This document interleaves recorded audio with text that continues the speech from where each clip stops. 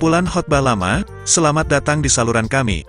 Apakah ingin memperdalam iman Anda, dan mendapatkan inspirasi rohani? Anda berada di tempat yang tepat. Di channel ini, kami akan memperkenalkan Anda kumpulan khotbah lama. Dengarkan khotbah-khotbah lama dan bermakna dari para pendeta dan pembicara terkemuka. Ini adalah pelajaran abadi yang tidak lekang oleh waktu dan menginspirasi hidup kita. Kumpulan khotbah lama ini dibuat dan dikoleksi dari tahun 2003 sampai tahun 2023, berarti sudah berumur 20 tahun namun firman Tuhan selalu baru dan tidak ada yang usang. Dalam khotbah ini dibawakan oleh Evangelis Gideon Sudirgo. Dalam ayat Kejadian 17, adalah salah satu pasal terpenting dalam Alkitab. Pasal ini mengajarkan kepada kita tentang janji Allah kepada Abraham dan Sarah. Allah menjanjikan bahwa mereka akan memiliki seorang anak, yang akan menjadi bapa bangsa-bangsa. Janji ini adalah dasar dari agama Kristen. Berikut adalah beberapa poin penting dari pasal Kejadian 17. Allah memperbarui perjanjiannya dengan Abraham dan Sarah. Akhir kata, jangan lupa channel kami, like, dan subscribe dan bagikan video ini kepada mereka yang Anda cintai. Mari bersama-sama tumbuh dalam iman dan menjadi berkat orang di sekitar kita. Tuhan memberkati. Shalom saudara-saudara. Ketemu lagi. Saudara, saya tuh mempersiapkan dan berdoa kepada Tuhan apa yang Tuhan inginkan untuk disampaikan kepada saudara-saudara yang hadir pada malam hari ini.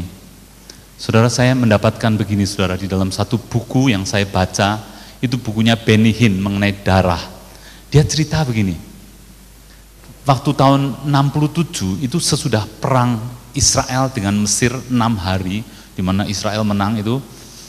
Nah, dia menceritakan bahwa keluarganya, ayahnya, ibunya, dan saudara-saudaranya itu tinggal di dalam sebuah rumah yang tidak terlalu besar, lantai 3, mereka menempati lantai 2, dan di lantai atas, lantai 3 ada keluarga dari Bapak Hanas. Dia cerita di dalam bukunya, kalau saudara mungkin bisa pinjam atau beli bukunya. Nah, dia cerita begini, ayahnya itu, Bapak Hanas ini tidak sekedar cuma tetangga, tetapi dia menjadi bapak daripada anak-anaknya atau saudara-saudaranya Benny Hinn, saudara. Caranya bagaimana? Itu anak-anak dikumpulkan semua, saudara. Anaknya Pak Hanas dan orang tuanya Pak Benny Hinn ini dikumpulkan, lalu mereka mengadakan suatu perjanjian. Perjanjiannya bagaimana? Perjanjiannya begini. Ini tangannya dari ayahnya Benny Hinn dipotong, dilukain, lalu ayah Pak Hanas ini juga dilukain, saudara. Darah itu keluar, dan apa yang mereka lakukan? Mereka digatukan tangannya satu sama yang lain. Lalu mulai berkata begini, sekarang darah saya dan darah kamu mulai tercampur. Dan mulai memperkatakan di hadapan anak-anak nih, semua melihat perkara itu. Mulai berkata begini, kalau salah satu dari kita mengalami sesuatu tidak bisa melanjutkan membiayai akan anak-anak, itu yang satunya yang akan bertindak sebagai orang tua bagi anak-anaknya, anak-anak dari yang lain, saudara. Kalau satu hari mati, itu dia yang akan mengurus semua kebutuhan anak-anak apapun juga. Lalu sesudah itu, darah yang masih menetes, itu mereka ambil dua gelas anggur, lalu darahnya mulai satu ditetesin di sini, yang satu netesin di cangkir yang satunya, saudara. Sesudah cukup banyak, lalu mereka mulai meminum, saudara, akan darah tadi. Saudara, ini adalah hubungan perjanjian yang sangat kuat, karena seringkali orang-orang juga ngomong begini, kalau ini saya tidak baca di buku itu, tapi di buku yang lain dari seorang hamba Tuhan, dia menulis begini, seringkali diikuti dengan kata-kata begini, kalau salah satu tidak melakukan kewajibannya, apa yang dia sudah katakan itu, maka semua kutuk itu diomongin, saudara. Kamu akan binatang buas memakan kamu, macam-macam sekali. Saudara, ini satu gambaran bagi saya, ya, bahwa orang dalam kondisi tadi habis perang itu bagaimana security-nya, tidak tahu masa depan itu akan bagaimana. Mereka mencari orang yang kira-kira bisa dipercaya untuk mengurus akan anak-anaknya, karena segala sesuatu mungkin saja terjadi. Nah, pada malam hari ini saudara, saya akan mengajak saudara melihat dari Kejadian pasal 17. Mari saudara kita lihat Kejadian 17. Kita akan belajar sesuatu di sana mengenai perjanjian Allah dengan Abraham. Kalau di bagian lebih lanjut kita baca, itu perjanjian Allah dengan Abraham dan keturunannya. Kejadian pasal 17, saudara yang membawa Alkitab, dan sebaiknya memang membawa Alkitab, kita membaca, ditulis begini, ketika Abram, namanya masih Abram saudara, berumur 99 tahun, sudah tua sekali saudara. Ada yang 99 tahun sini? Tidak ada ya? Tuhan menampakkan diri kepada Abram dan berfirman kepadanya, akulah Allah yang maha kuasa, aku Allah El Shaddai. Dia Allah yang maha kuasa datang kepada seorang yang Abraham, dia cuma hidup di dalam perantauan saudara. Karena Tuhan panggil untuk datang ke Kanaan, dia seumur hidupnya tidak pernah bangun rumah yang gedong, tetapi tinggal di kemah. Allah datang kepada Abram dan dia berkata, akulah Allah yang maha kuasa, hiduplah di hadapanku dengan tidak bercela. Ayat 2, aku akan mengadakan perjanjian antara aku dengan engkau. Aku akan mengadakan perjanjian antara aku dengan engkau, dan aku akan membuat engkau sangat banyak. 3, lalu sujudlah Abram dan Allah berfirman kepadanya, dari pihakku, jadi perjanjian ini dari pihak Tuhan, apa? Inilah perjanjianku dengan engkau, engkau akan menjadi bapa sejumlah besar bangsa. Pada waktu itu saudara, Abraham belum punya anak, yang dia ada adalah Ismail, bukan anak perjanjian. Jadi dari pihak Tuhan, engkau akan menjadi bapa sejumlah besar bangsa. 5, karena itu namamu bukan lagi Abram, melainkan Abraham. Karena engkau telah kutetapkan, ini artinya Abraham, kutetapkan menjadi bapa sejumlah besar bangsa. Aku akan membuat engkau beranak cucu sangat banyak, dan engkau akan kubuat menjadi bangsa-bangsa, dan daripadamu akan berasal raja-raja. Ayat 7, aku akan mengadakan perjanjian antara aku dan engkau serta keturunanmu. Tadi berkali-kali saya memperhatikan di dalam pengakuan iman, Ibu Nani mulai dari tahun yang lalu, kira-kira itu selalu disertakan kata-kata aku dan keluargaku.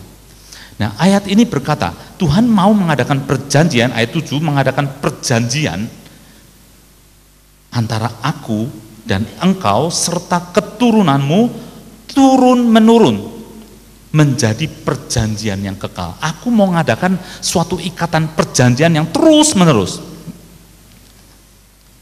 supaya aku menjadi Allahmu dan Allah keturunanmu. Ayat 8, kepadamu dan kepada keturunanmu akan kuberikan negeri ini yang kau diami sebagai orang asing, yakni seluruh tanah Kanaan akan kuberikan menjadi milikmu untuk selama-lamanya, dan aku akan menjadi Allah mereka. 9, lalu lagi firman Allah kepada Abraham, dari pihakmu, sekarang dari pihak Abraham, engkau harus memegang perjanjianku. Perjanjian ini yang Tuhan katakan dari dua pihak. Allah sudah mengatakan pihak Allah harus bagaimana, sekarang pihak Abraham, engkau harus memegang perjanjianku, jangan sampai lepas, engkau dan keturunanmu turun-temurun.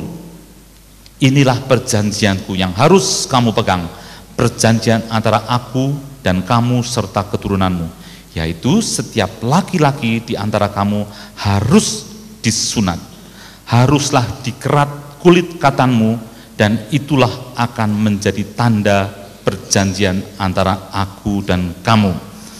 Saudara perhatikan di sini bahwa perjanjian ini Allah yang berinisiatif. Ya, saudara, kalau orang diajak perjanjian, biasanya lihat-lihat gitu loh. Ya, carinya yang rada seimbang. Nah, misalnya tadi ayahnya Benihin dengan tetangganya Pak Hanas, kalau yang satu tuh terlalu jauh, berarti perjanjiannya jomplang saudara, nanti nombokin terus gitu loh ya. Sepertinya begitu. Tetapi saudara perhatikan di sini, Allah kita tuh Allah yang luar biasa. Dia berkata, akulah Allah El Shaddai, Allah yang maha kuasa. Dia mau datang kepada Abraham mengadakan perjanjian. Artinya Allah boleh bilang nombok terus saudara kalau ngadain perjanjian. Tetapi Allah mau, karena Allah mengasihi Abraham. Nah saudara-saudara, mungkin ada orang yang merasa, aduh kalau saya punya uang banyak, enggak perlulah ada perjanjian sama orang, bikin repot. Ada orang yang pandai mungkin, ngapain ngadain perjanjian. Tetapi saudara, kita semua itu sangat fragile, sangat gampang rusak saudara, hidup kita sebetulnya. Kita tidak tahu apa yang ada di depan. Saya ingat ada suatu ceritaan begini, di Prancis ada seorang lawyer tuh ahli hukum, ya seperti Ibu Nani ahli hukum. Dia tuh punya klien, seorang tua, nenek-nenek umurnya 70 lebih. Lalu ada pembicaraan, neneknya soal bilang gini, saya mau mati, nggak tahu rumah ini bagaimana. Lalu lawyernya ini bilang, ahli hukumnya bilang, wis tak bayar 500 satu bulan. 500 hitungan dengan dolar, $500 satu bulan. Nanti begitu kamu mati, rumah itu buat saya. Ini kan pemikiran apa ya? Gambling, cari dalam pikiran dia orang ini akan mati dalam waktu 5 tahun, 10 tahun, Alkitab juga bilang 70, 80 tahun ya. Wah ini tidak lama lagi mati nih. Jadi tak bayar 500, bikin perjanjian di atas segel saudara. Apa yang terjadi? Setelah 30 tahun tidak mati-mati saudara. Bahkan yang mati, lawyernya mati dulu saudara. Anaknya harus nombokin 500 tiap bulan, $500 tiap bulan, sampai 2 tahun kemudian baru ibu ini mati.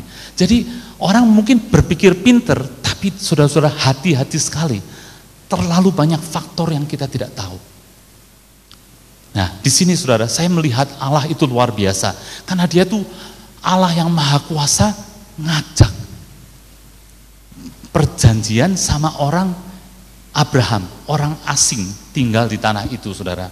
Itu sesuatu yang luar biasa. Dan kita lihat perjanjian ini ya, kalau tadi saya terangkan mengenai perjanjian darah, yaitu antara ayahnya Beni Hindan itu, sebetulnya itu perjanjian yang sangat mengikat. Dan di sini Allah berkata begini, yang kamu harus lakukan Abraham ada 2 hal.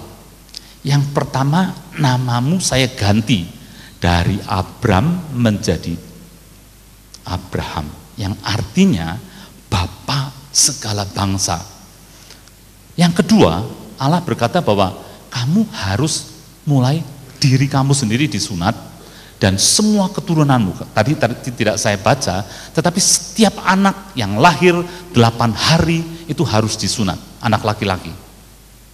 Dan itu harus menjadi ketetapan, agar apa?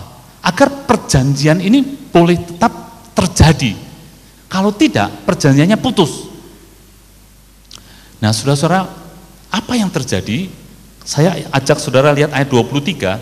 Setelah itu, setelah Allah meninggalkan Abraham, ya, ayat 23 berkata, setelah itu Abraham memanggil Ismail anaknya, dan semua orang yang lahir di rumahnya, juga semua orang yang dibelinya dengan uang, yakni setiap laki-laki dari isi rumahnya, lalu ia mengerat kulit katan mereka pada hari itu juga. Saudara, Abraham dikasih tahu ada 2 hal, namanya diganti, yang kedua adalah semua orang yang tinggal pada dia dan dia sendiri, anaknya Ismail juga termasuk, harus dikerat kulit katanya. Pada waktu dipotong itu keluar darah. Saudara, yang pertama, dia harus mengganti namanya. Kira-kira yang bertemu di rumah, yang ketemu pertama kali siapa saudara? Pasti istrinya ya. Pada waktu itu istrinya pasti mulai Abraham gitu. Dia mulai ngomong, "Abraham, apa kabar?" misalnya gitu. Dia mulai ngomong saudara. Berani tidak dia ngomong? Kalau orang mau save, dia akan ngomongnya, "Oh iya ya." Tidak mau ikut apa yang Tuhan omong, tetapi dia itu berani ambil tanda petik resiko saudara.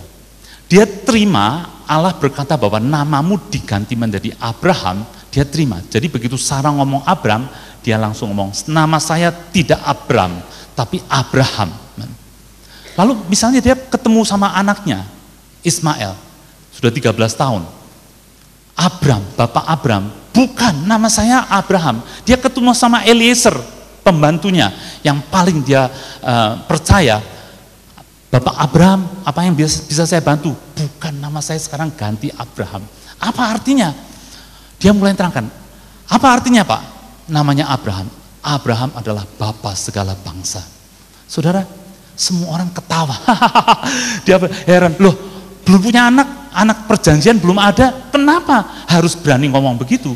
Apakah tidak lebih baik menunggu waktunya kalau janji? Karena kalau saudara membaca, Allah berkata 1 tahun lagi, persis 1 tahun, nanti dari Sarah akan keluar seorang anak dan diberi nama Ishak. Dia lebih safe nunggu sampai Ishaknya lahir baru ngomong. Saudara, ini namanya orang percaya kepada Tuhan. Apa yang Tuhan omongkan, walaupun orang lain menertawakan, dia tetap jalan. Sehingga Alkitab di dalam Roma pasal 4 ayat 11 dikatakan bahwa dia itu menjadi semua orang yang turunannya menjadi memiliki akan janji-janji Abraham. Dia menjadi bapa orang percaya. Karena dia berani melangkah walaupun keadaannya di dalam Roma dikatakan bahwa dia sebetulnya tidak bisa lagi, saudara, untuk mengadakan perhubungan dengan istrinya. Tetapi dia percaya apa yang dikatakan Allah itu benar dan itu diperhitungkan kepada dia sebagai kebenaran. Saudara, yang pertama saya melihat Abraham berani melangkah apa yang Tuhan katakan kepada dia lakukan. Walaupun dia bisa ditertawakan oleh orang. Yang kedua, kita lihat di sini. Sudah saya bacakan tadi bahwa Abraham langsung hari itu juga dia mengerat kulit khatan mereka pada hari itu juga. Artinya dia mendengar firman, dia percaya bahwa perjanjian ini adalah untuk dia dan keturunannya. Kenapa tidak hewan saja yang dipersembahkan? Kenapa harus kulit khatanya yang dipotong? Karena Tuhan mau keturunannya menikmati perjanjian ini terus menerus. Sehingga orang Yahudi sampai hari ini kalau sudah 8 hari lahir laki-laki langsung dikerat kulit khatanya. Terus menerus dari zaman Abraham sampai hari ini, saudara. Itu suatu yang Abraham lakukan, saudara. Luar biasa sekali. Saya belajar sesuatu dari sini bahwa Abraham itu begitu dikasih tahu sama Tuhan bahwa ada perjanjian antara aku dengan engkau, dia pegang itu, dia lakukan, dia berkata bahwa namanya bukan lagi Abram, tetapi Abraham. Saudara-saudara, saya juga melihat bahwa kalau perlindungan di dalam Alkitab, saya melihat begini, kalau perlindungan daripada Tuhan, perjanjian itu artinya ngomong begini, Abraham, apapun yang terjadi dengan keturunanmu, aku akan tetap menjadi Allah daripada anak-anakmu. Apapun keadaan mereka, aku tetap akan menjadi perlindungan bagi mereka. Nah, saudara-saudara, pada satu hari, ini Musa itu dipanggil Tuhan untuk mengembalakan akan umat Israel yang ada di Mesir. Dia sudah pergi ke kemana? Sekolah minggu ini. Dia pergi tinggal 40 tahun di padang Midian, betul, pinter. Ya. Saudara, dia pergi ke sana 40 tahun, lalu Tuhan memanggil dia. Tadinya dia bilang, enggak bisa Tuhan. Akhirnya dia bilang, iya pergi. Lalu satu hari, Musa ini dengan istrinya Zipora dan anak-anaknya, dia meninggalkan akan tadi tempat mana tadi Midian, pergi ke Mesir, saudara. Di tengah jalan Alkitab menceritakan begini, di tengah jalan pada waktu mereka menginap di suatu inn, kalau bahasa Inggris inn itu kayak tempat lodgement atau tempat menginap gitu ya, Alkitab mengatakan Tuhan akan membunuhnya. Nah, ini sesuatu kita tidak tahu persis apakah ini Musa yang mau dibunuh atau anaknya. Dan tetapi yang penting yang kita perlu perhatikan di sini, yaitu bahwa terjadi pada waktu itu, Sipora langsung ngambil batu yang tajam, langsung anaknya dikerat kulit katanya, saudara, disunat. Nah, Merlin Hickey menulis begini, sebetulnya Sipora itu kan bukan orang Israel.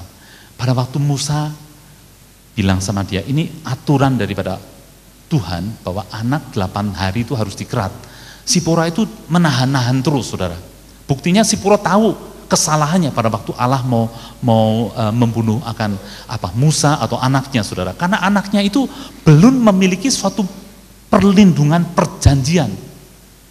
Dan mereka itu dalam perjalanan menuju ke Mesir, di mana di situ banyak ahli nujum dan sebagainya, kuasa kegelapannya luar biasa sekali. Dan Allah, yang Merlin Hickey itu bilang begini, daripada dibunuh sama mereka, diancam sama mereka, orang-orang itu lebih baik Allah mengambil pada waktu itu. Dan saya percaya ini suatu kebenaran, saudara, bahwa Allah mau melakukan itu sehingga Sipora itu mengerti bahwa harus dikerat. Dia yang menunda-nunda langsung dikerat. Dan saudara-saudara, apa yang dikatakan, kamu adalah pengantin darah. Artinya memang Musa ini memiliki suatu perjanjian dengan Allah, saudara. Allah akan menjadi perlindungan bagi Musa ini. Tetapi bagi anaknya, dia belum memiliki perlindungan itu. Sesudah itu baru mereka, sesudah disunat, anaknya itu baru mereka melanjutkan, dan Tuhan pakai Musa itu luar biasa sekali. Ada satu perkara lagi yang saya melihat di sini. Saudara, saya ajak lihat dari Keluaran 12. Keluaran 12 mengenai anak sulung, saudara.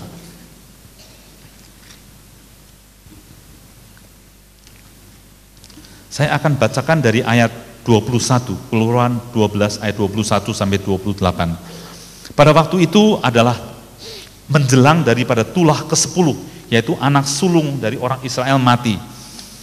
Saudara lihat di sini ayat 21, lalu Musa memanggil semua tua-tua Israel serta berkata kepada mereka, pergilah. Ini kondisinya sudah tegang sekali, saudara, karena 9 kali Allah melakukan kegiatan yang sangat merusak di Mesir. Mereka boleh bilang sudah hampir habis-habisan. Dan sekarang tua-tua orang Israel dipanggil sama Musa, ini sebelum malam terakhir ini. Pergilah, ambillah kambing domba untuk kaummu dan sembelihlah anak domba Paskah. Kemudian kamu harus mengambil seikat hisop dan mencelupkannya dalam darah yang ada dalam sebuah pasu, dan darah itu kamu harus sapukan pada ambang atas dan pada kedua tiang pintu. Seorang pun dari kamu tidak boleh keluar dari pintu rumahnya sampai pagi. Dan Tuhan akan menjalani Mesir untuk menulahinya apabila ia melihat darah pada ambang atas dan pada kedua tiang pintu itu. Jadi darah itu dipulaskan di kosen bagian atas dan 2 tiangnya tadi. 23, dan Tuhan akan menjalani Mesir untuk menulahinya apabila ia melihat darah pada ambang atas dan pada kedua tiang pintu itu, maka Tuhan akan melewati pintu itu. Tuhan tidak masuk dan tidak membiarkan pemusnah masuk ke dalam rumahmu untuk menulahi. Menulahi apa? Anak sulungnya. 24, kamu harus memegang ini sebagai ketetapan sampai selama-lamanya bagimu dan bagi anak-anakmu. Saudara, Tuhan selalu ingin perjanjiannya itu bukan untuk saudara dan saya saja, tetapi untuk anak-anak kita. Mereka boleh hidup di dalam suatu perlindungan perjanjian dari Tuhan. Kamu harus memegang ini, 24, sebagai ketetapan sampai selama-lamanya bagimu dan bagi anak-anakmu. Dan apabila kamu tiba di negeri yang akan diberikan Tuhan kepadamu, seperti yang difirmankannya, maka kamu harus pelihara ibadah ini. Dan apabila anak-anakmu berkata kepadamu, apa artinya ibadah ini? Anaknya bertanya, Pak, kenapa sih harus dombanya dipotong, darah jijik misalnya gitu. Ayahnya harus bilang sama, dan apabila anak-anakmu berkata kepadamu, apa artinya ibadah ini? Maka haruslah kamu berkata, inilah korban Paskah bagi Tuhan yang melewati rumah-rumah orang Israel di Mesir ketika ia menulahi orang Mesir, tetapi menyelamatkan rumah-rumah kita Lalu berlututlah bangsa itu sujud menyembah. Pergilah orang Israel lalu berbuat demikian seperti yang diperintahkan Tuhan kepada Musa dan Harun. Demikianlah diperbuat mereka. Dan selanjutnya adalah tulah itu datang. Malam itu juga malaikat pemusnah itu datang. Begitu dia melihat ada darah di atas dan di kiri kanan pintu itu, dia lewat, saudara. Saudara, perlindungan darah itu luar biasa sekali untuk kita dan untuk anak-anak kita. Sehingga pengakuan-pengakuan iman yang saudara dan saya selalu katakan itu untuk saudara, dan saudara pegang itu untuk anak-anak saudara. Luar biasa sekali, saudara. Saya mau melanjutkan. Jadi yang bagian yang kita baca tadi, bahwa mereka itu taat kepada apa yang Tuhan katakan lewat Musa. Mereka ambil darah, menyembelih domba dan menaruh darah itu, dan mereka itu bersukaria sekali karena pada malam itu jeritan tangis di mana-mana. Tetapi mereka melihat anaknya selamat, anjing yang paling gede selamat, apalagi bebeknya yang paling tua selamatnya, apa saja sudah selamat, saudara. Luar biasa sekali. Tetapi orang Mesir, semua dari binatangnya, anaknya, semua mati, saudara.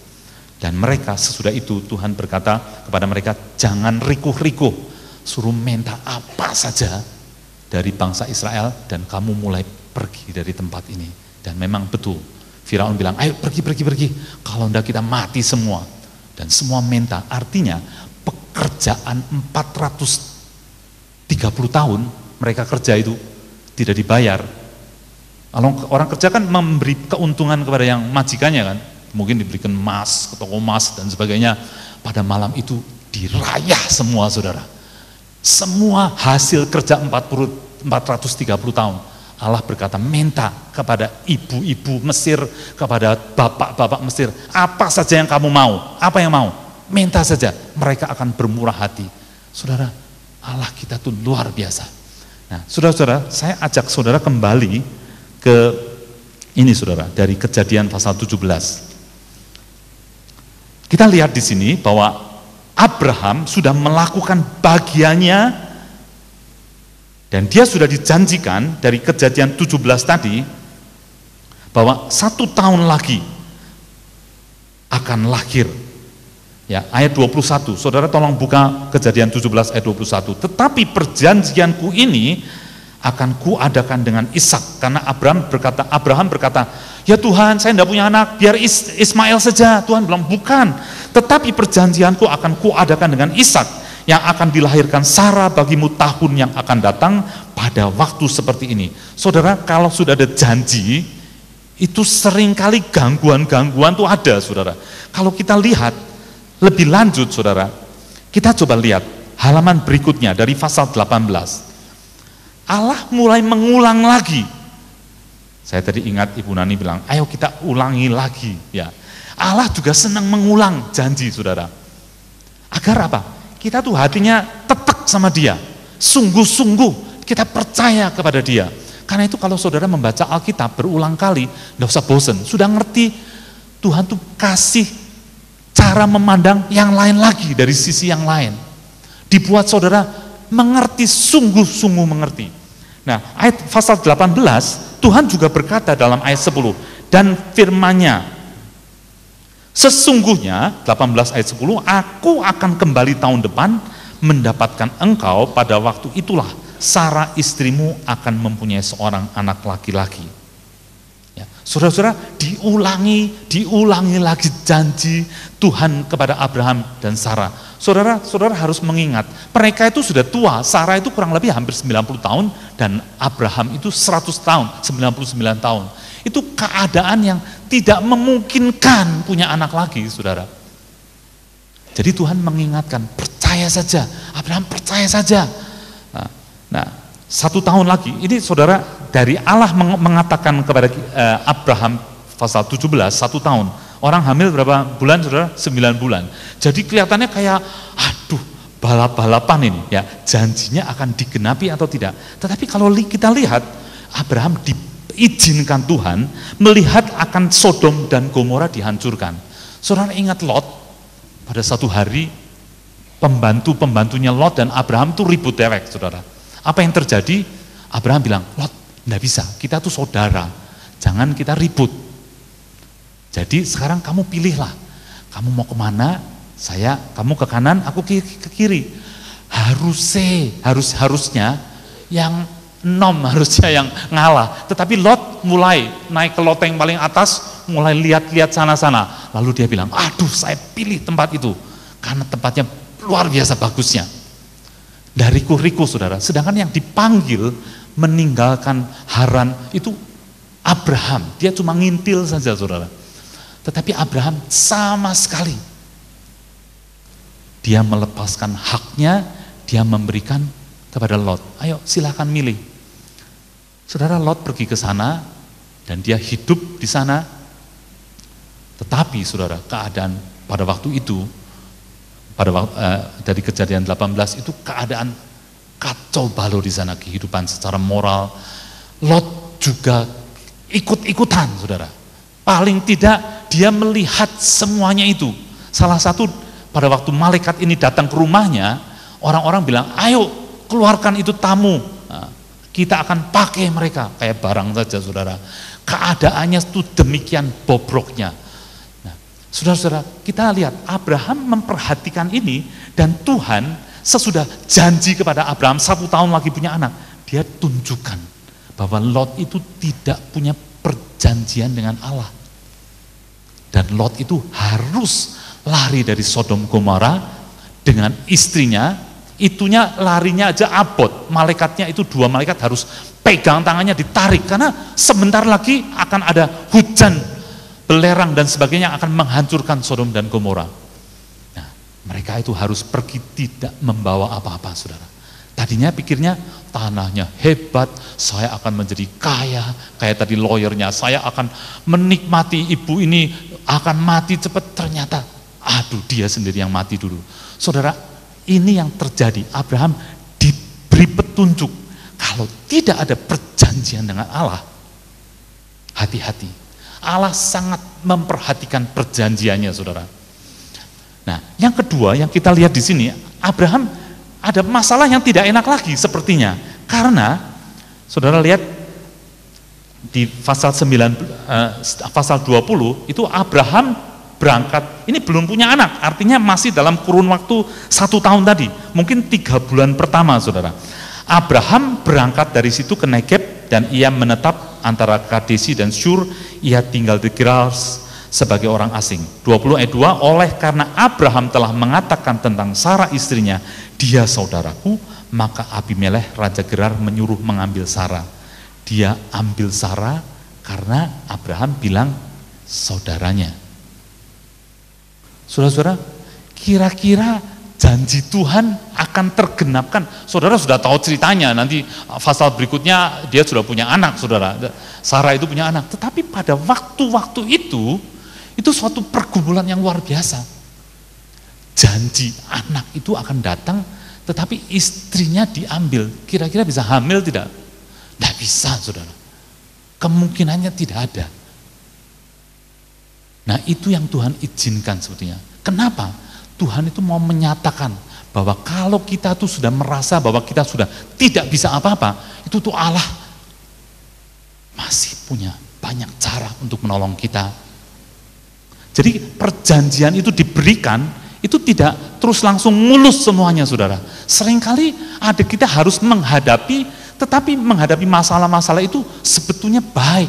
Untuk mata kita dijelikan bahwa kita tuh sebetulnya tidak ada apa-apanya.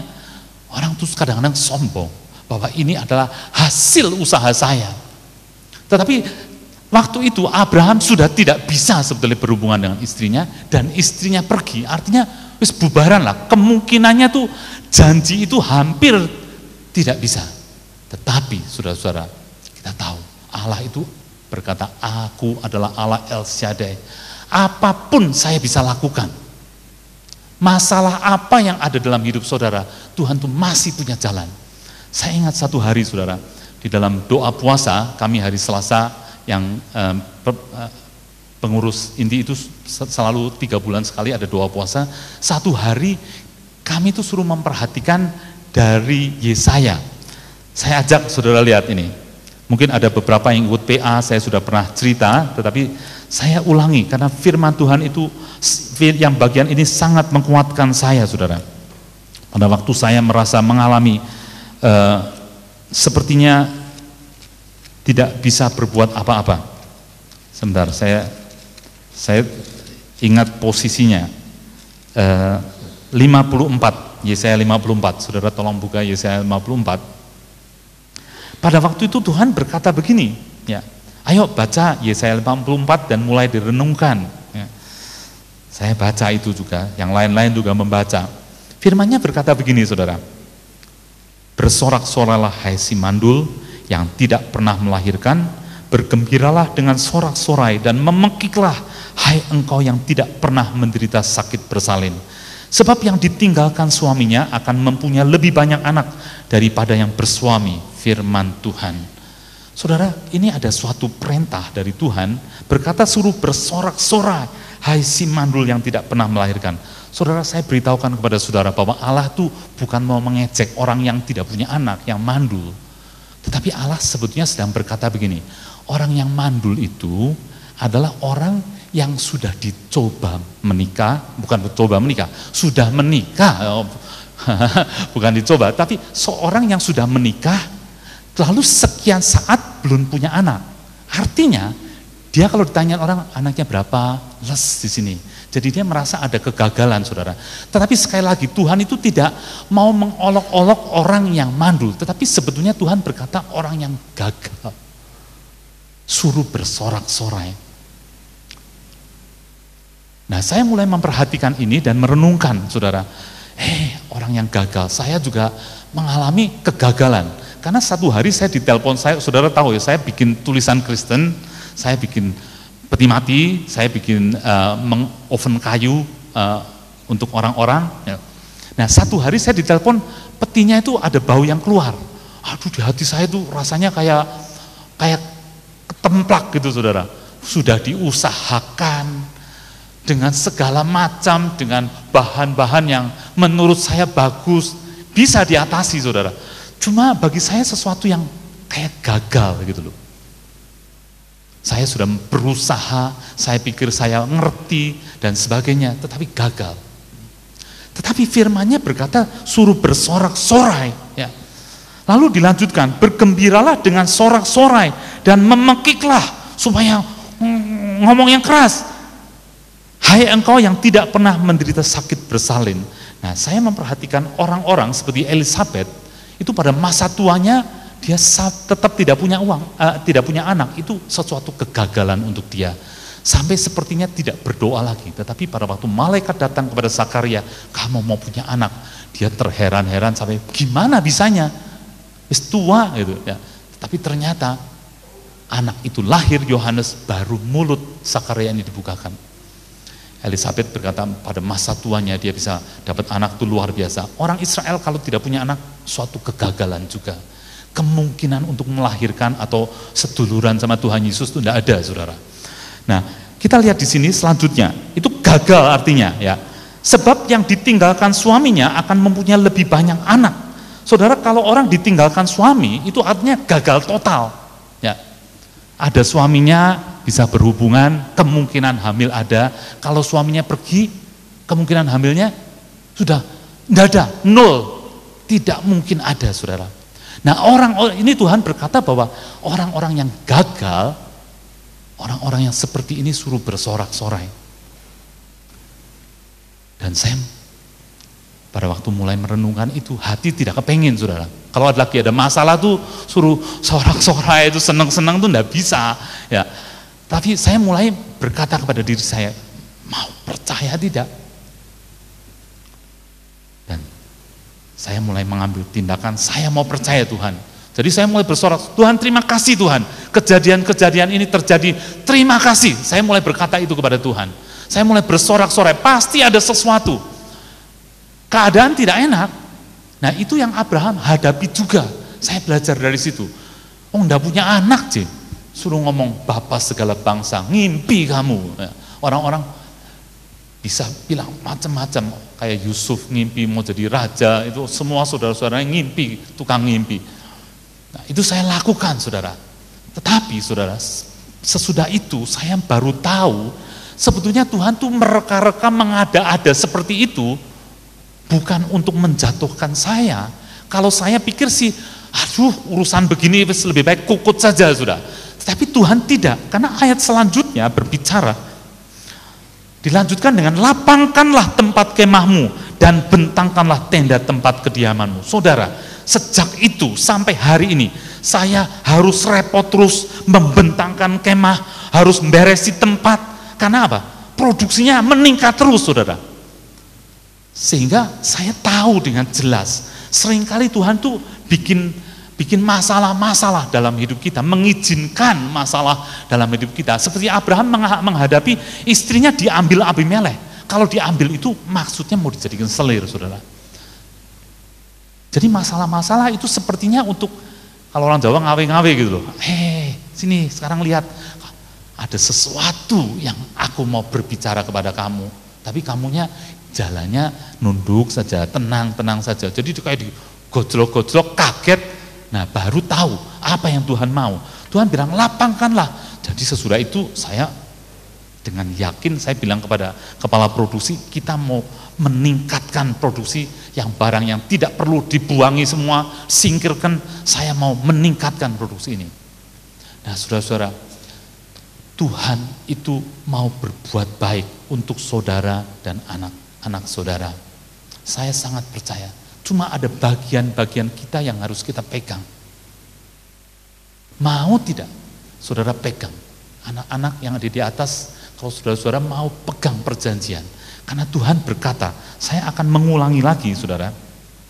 Dari Kejadian 17, ayat 17 ayat 7. Aku akan mengadakan perjanjian antara aku dan engkau serta keturunanmu turun-temurun menjadi perjanjian yang kekal, supaya aku menjadi Allahmu dan Allah keturunanmu. Anak-anak perhatikan ya, bahwa Tuhan itu berkata, berkat daripada ketaatan firman itu akan turun.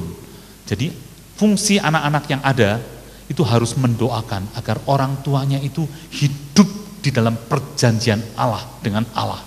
Maka berkat itu akan turun-temurun, terus-menerus kepada anak saudara dan anak-anak terus. So, saya sebentar lagi, saya sudah jadi engkong, cuma anaknya masih ngumpet di perutnya Nike, saudara.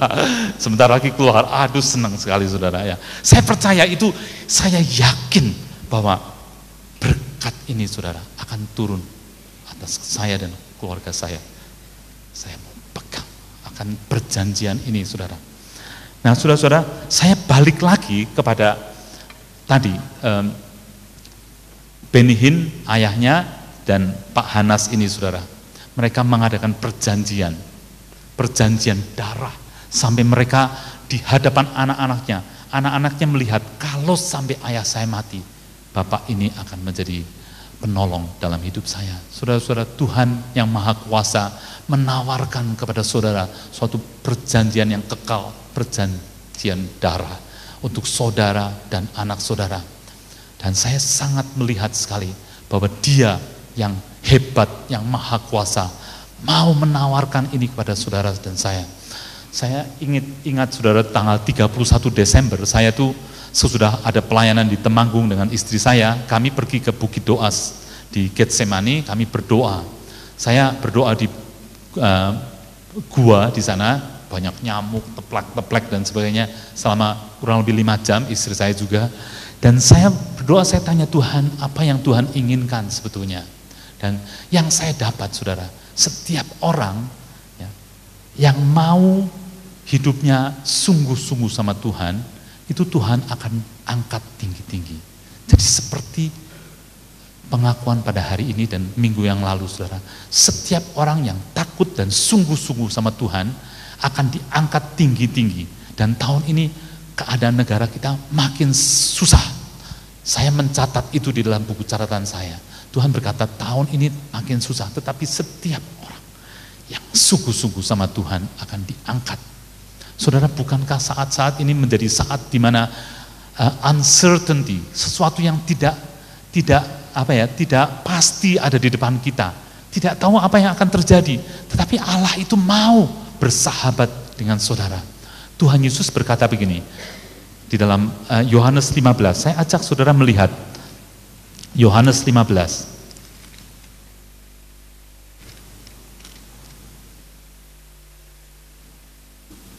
ayat 13 dan 14. Tidak ada kasih yang lebih besar daripada kasih seorang yang memberikan nyawanya untuk sahabat-sahabatnya.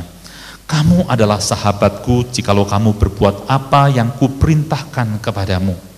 Saudara, tidak ada kasih yang lebih besar daripada kasih seorang yang memberikan nyawanya untuk sahabat. Kenapa Tuhan Yesus bilang sahabat? Sahabat itu bukan cuma kenalan saja. Sahabat arti di sini adalah seperti tadi, yang memiliki suatu perjanjian. Saudara, Bapak Hanas ini dengan ayahnya Benihin begitu mengadakan perjanjian, ya, mereka itu siap-siap terus, saudara. Tidak begitu mengadakan perjanjian, leha-leha, enak-enak saja.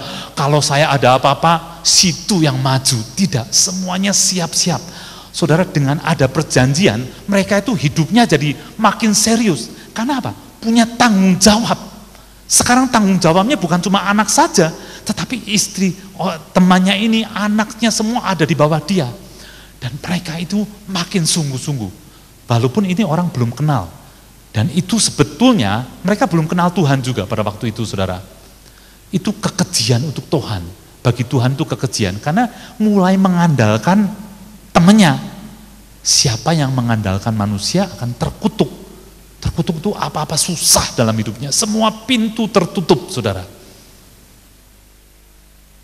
Jadi saudara-saudara, di sini saya bisa melihat bahwa Allah itu di dalam Tuhan Yesus berkata sahabat, artinya itu sahabat itu loh yang memiliki perjanjian. Dia sudah mati, Allah kita itu mengirim Tuhan Yesus mati, mengeluarkan darah itu untuk kita ini bisa menjadi sahabatnya. Cuma ada bagian kita, Alkitab berkata seorang sahabat itu mau melakukan apa yang aku katakan, aku perintahkan kepadamu. Ayat 14, kamu adalah sahabatku jikalau kamu berbuat apa yang kuperintahkan kepadamu. Hari ini pengakuan iman juga apa yang saudara dengar pada hari ini itu akan menentukan akan masa depan saudara. Saudara-saudara, jadi di sini kita melihat bahwa Tuhan Yesus kalau saudara menjadikan dia sahabat, saudara mau melakukan semua perintah-perintahnya, saudara menjadi sahabat. Bukankah saat ini kita memerlukan ada orang orang yang bisa menolong saya di dalam masa depan yang tidak jelas. Dia adalah Tuhan Yesus.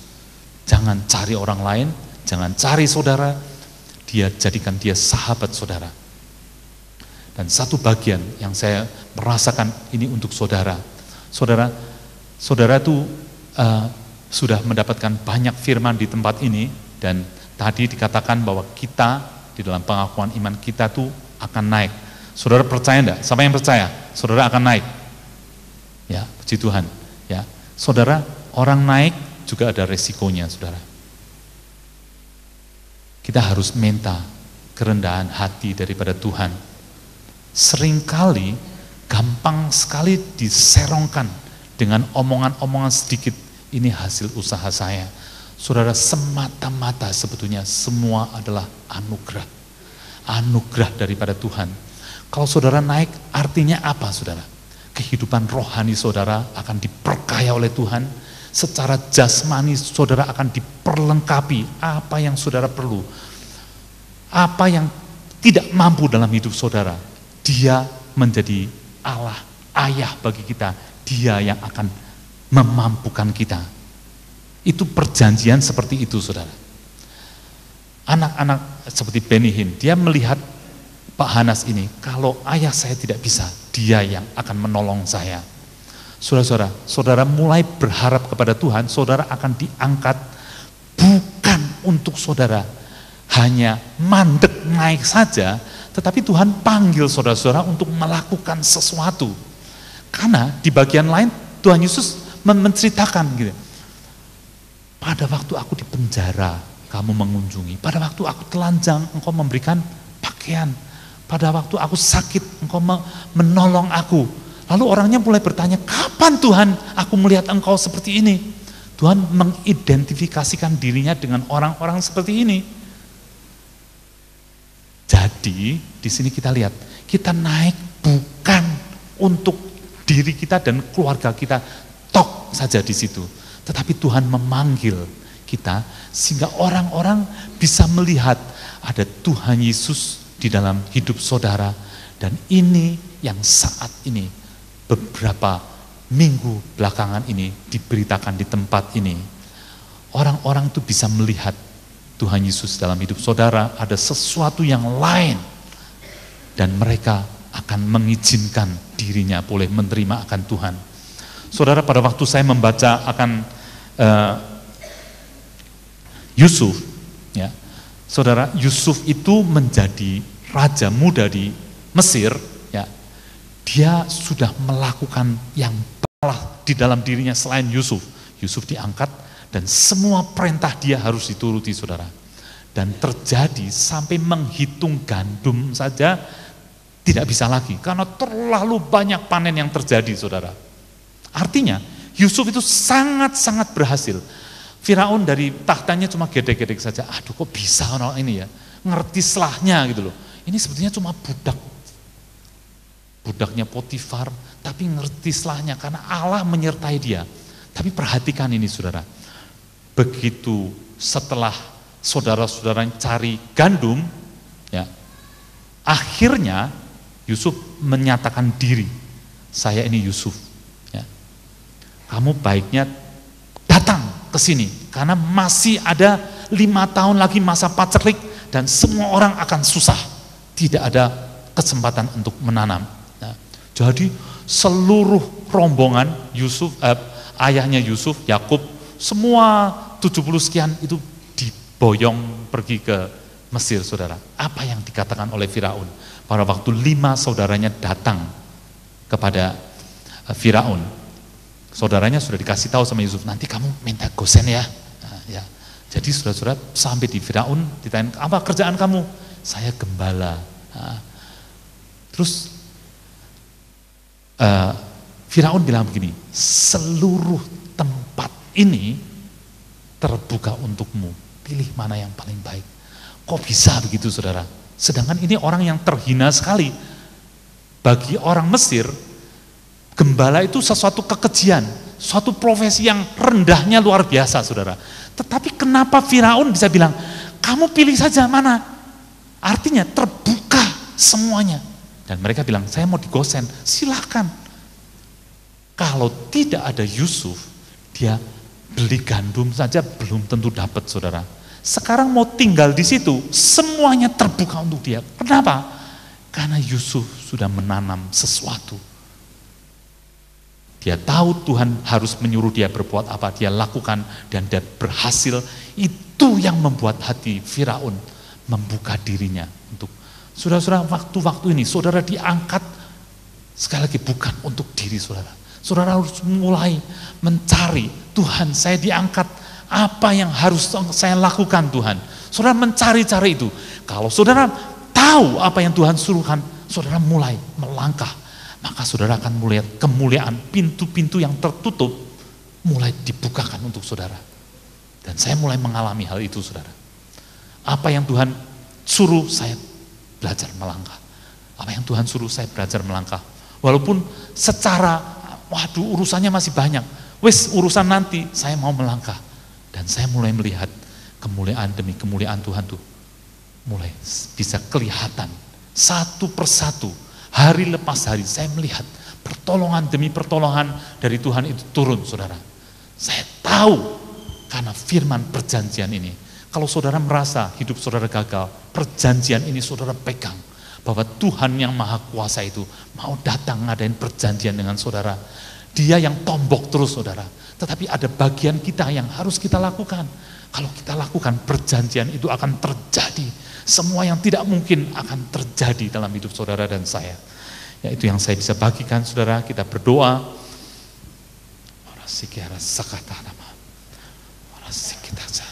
Bapa, hamba-Mu sudah menyampaikan apa yang Engkau inginkan untuk anak-anak-Mu di tempat ini.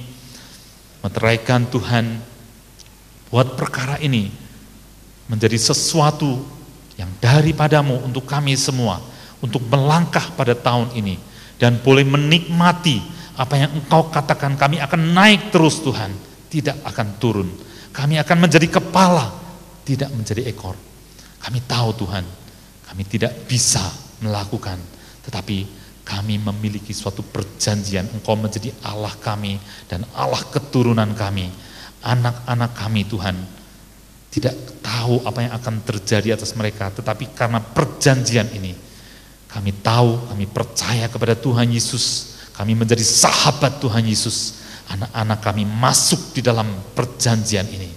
Bagi saudara-saudara yang anaknya belum diserahkan atau belum dibaptis, bagi yang Protestan, saudara-saudara, ada perlindungan daripada Tuhan memasukkan mereka ke dalam perjanjian Allah ini. Oh Tuhan, kami berdoa Tuhan, biarlah setiap kami ini boleh hidup, anak-anak kami, cucu kami, keturunan kami boleh hidup di dalam perjanjian-Mu dan boleh mengalami akan kemuliaan-Mu yang dinyatakan dalam hidup kami. Kami naikkan doa ini Tuhan. Kami percaya Engkau sudah mendengar akan doa kami di dalam nama Tuhan Yesus Kristus. Yang percaya katakan sama-sama, amin.